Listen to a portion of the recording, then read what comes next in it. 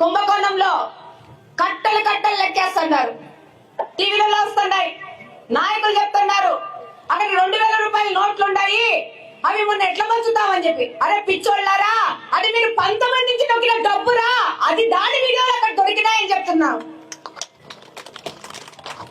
ఈరోజు ఇక్కడ ఎలక్షన్ పెట్టంగానే ఎలక్షన్ పోటీతత్వంతో ప్రచారం చేసుకోకుండా ఒకరి స్క్రిప్ట్ చెప్తున్నారు, సినిమా ఎట్ట తీస్తారని చెప్పి. స్క్రిప్ట్ కథ రాసింది ఆయనే, ఎలా తీయాలో చెప్తున్నారు, డైరెక్షన్ ఎలా చెప్తున్నారు, అన్ని చెప్తా ఉన్నారు. అంటే మొన్న పోయినసారి వాళ్ళ అధికారంలో ఉన్నప్పుడు జరిగిన ఎలక్షన్ వాళ్ళు ఇలానే జరిపినారా అని అడుగుతున్నాను. ఈరోజు పోలీసు వాళ్ళను పెట్టుకొని నడుపుతారంటున్నారు. అంటే మీరు ఆ దినం ఇలా నడిపినారు కాబట్టి మీ బుర్రలోకి మొదట వచ్చిన ఆలోచన ఏంటి, ఇలానే నడుస్తుందని చెప్పి. మరి మీరా మమ్మల్ని ప్రశ్నించేది? తెలుగుదేశం పార్టీ వాళ్ళు ప్రశ్నించేది మీరా? కూటమి పార్టీలో ఉన్న నాయకులు ప్రశ్నించేది మీరా? ప్రశ్నించే అర్హత మీకు లేదని సందర్భంగా తెలియజేసుకుంటా ఉన్నాను. ఇప్పుడే వచ్చాం, ఇక్కడికి వస్తే మన ఆడబిడ్డలు మన చెల్లెళ్ళు వచ్చినారు, వాళ్ళ సమస్య చెప్తా ఉన్నారు. బిడ్డకు కాలు బాలేదు, ఈ బిడ్డకు పింఛన్ ఎక్కించాలని. రండి, కడపలోకి రండి. ఇలాంటి మా అక్కలు చెల్లెళ్ళు వస్తే అక్కడికక్కడ సచివాలయ సిబ్బందిని పెంపించి అక్కడికక్కడ వాళ్ళకి సదరము అపాయింట్మెంట్లు ఇప్పించి పంపించి సదరం సర్టిఫికెట్లు చేయించి అప్పటికప్పుడు సమాధానం ఇస్తున్నాం. ఆ పరిస్థితి ఈ నల్లపురెడ్డి పల్లెలో ఉందా అని ప్రశ్నిస్తున్నాం. దానికి సమాధానం మీరే చెప్పాలా?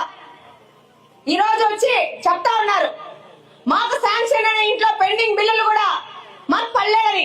5 సంవత్సరాలు ఏమి ఎక్కడ నిద్రపోతున్నారు, ఏ ఏసీలు వేసుకొని నిద్రపోతున్నారని ఇక్కడ నల్లపురెడ్డి పల్లెలో ఉన్న నాయకులు అడుగుతున్నారు. మీ ఊర్లో వ్యక్తి 5 సంవత్సరాల నుంచి తన ఇంటికి పడ్డ బిల్లు బకాయిలు ఉందని అడుగుతా ఉంటే పెద్ద నాయకులు అనుకుంటున్నారు. ఈ నాయకులందరూ ఎక్కడున్నారు? ఆ వ్యక్తికి సాయం ఎందుకు చేయలేకపోతున్నారు అడుగుతున్నాను. ఈరోజు తెలుగుదేశం పార్టీ గాని కూటమిలోని పార్టీలోని నాయకులు గాని ప్రతి ఒక్కరు ప్రజాసేవ కోసం కట్టుబడి ఉన్నాం. ఈరోజు నారా చంద్రబాబు నాయుడు గారు అభివృద్ధికి సంబంధించిన విషయాల్లో గాని, యువత భవిష్యత్తు విషయంలో గాని, రైతుల సంక్షేమ విషయంలో గాని, మన పిల్లల విషయంలో గాని, వాళ్ళు చదువులు చదువుకొని పెద్ద పెద్ద ఉద్యోగస్తులు అవ్వాలే గాని వాళ్ళు కూలీల దగ్గరనో ఇంకో రకనో వాళ్ళు స్థిరపడిపోకూడదని చెప్పి ఈ రోజు తల్లికి వందనం పేరున ఏ విధంగా ఎలక్షన్ ముందు చెప్పినారో ప్రతి బిడ్డకు తల్లికి వందనం అర్పింపజేస్తారని చెప్పారు. ఆ విధంగా ఈ రోజు ఒక ఇంట్లో 4 పిల్లలుంటే 4 పిల్లలకి ఇచ్చినారు. మా కడపలో ఒక కుటుంబంలో 7 మంది పిల్లలుంటే 7 మంది పిల్లలకి తల్లికి వందనం డబ్బు పడిందంటే అది నారా చంద్రబాబు నాయుడు గారి యొక్క గొప్పతనం, అది కూటమి ప్రభుత్వం యొక్క గొప్పతనం.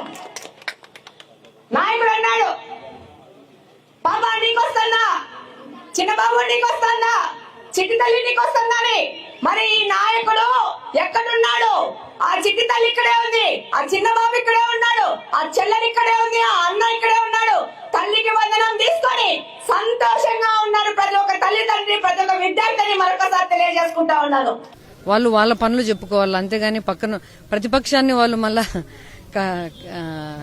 విమర్శిస్తున్నారు అంటే వాళ్ళకి వాళ్ళు ఏం పని చేయలేదనే కదా అర్థం. మామూలుగా ప్రతిపక్షం పాలక పక్షాన్ని విమర్శిస్తూ ఉంటుంది, ఎందుకంటే వాళ్ళకి కదా అధికారం ఉన్నింది 5 ఏళ్లు, ప్రజలకు చేయగలిగే ఛాన్స్ ఉన్నింది వాళ్ళకి. సో వాళ్ళు మమ్మల్ని విమర్శిస్తున్నారంటే వాళ్ళు ఏం చేయలేదు, ఏం చెప్పుకోలేకుండారు కాబట్టి చేస్తారు. పులివెందుల ప్రజలకు అంటే గత 30-40 ఏళ్లుగా మా ఫ్యామిలీ ఎట్లా